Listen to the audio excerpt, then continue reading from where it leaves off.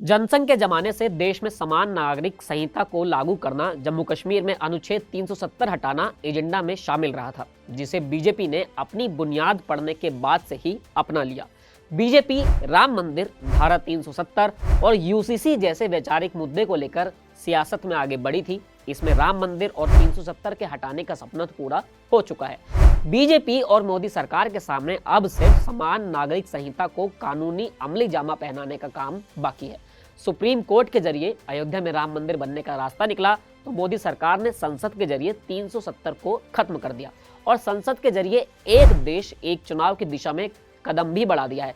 लेकिन यूसीसी को कानूनी अमली जामा पहनाने की प्लानिंग अलग से बनाई जा रही है। यूसीसी के लिए बीजेपी संसद के रास्ते के बजाय विधानसभा के जरिए आगे बढ़ने की रणनीति पर चल रही है। इस बात के संकेत केंद्रीय गृह मंत्री अमित शाह ने खुद ही मंगलवार को राज्यसभा में दे दिए। दरअसल केंद्रीय गृह मंत्री अमित शाह ने राज्यसभा में संविधान पर चर्चा के दौरान समान नागरिक संहिता से लेकर अपना मत स्पष्ट किया।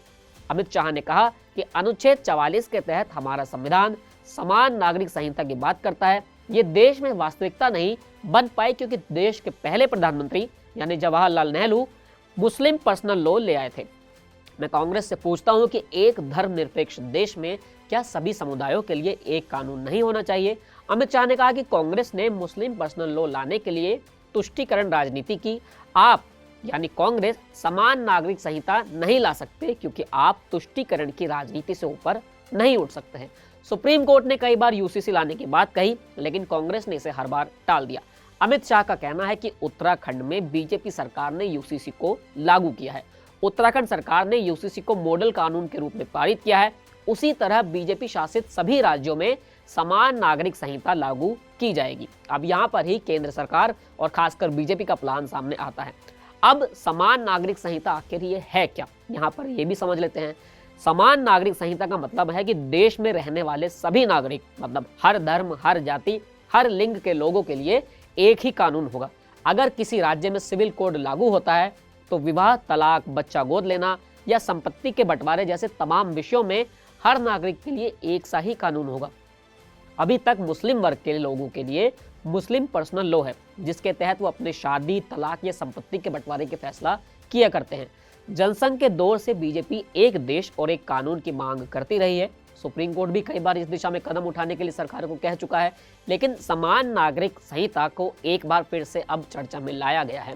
प्रधानमंत्री नरेंद्र मोदी ने 2 दिन पहले ही संविधान पर चर्चा के दौरान सेकुलर सिविल कोड के संवैधानिक महत्व की बात कही थी और समान नागरिक संहिता लाने के संकेत दिए थे। इससे पहले मोदी ने 15 अगस्त को लाल किले की प्राचीर से भी कहा था कि वो कानून जो देश को धर्म के नाम पर बांटते हैं उन्हें दूर किया जाना चाहिए और देश को एक सेकुलर सिविल कोड की जरूरत है और गलत कानूनों को आधुनिक समाज में कोई जगह नहीं मिलनी चाहिए।